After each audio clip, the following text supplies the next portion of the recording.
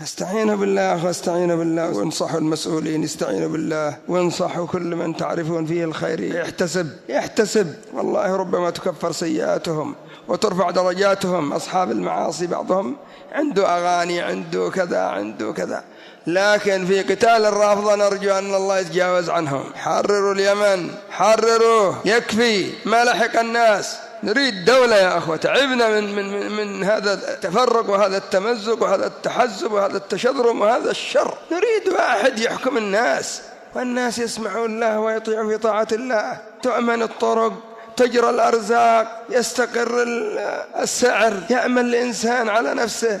الآن تسافر ما أنت آمن على نفسك، تجلس ما أنت آمن على نفسك، الناس في حالة يرثى لها.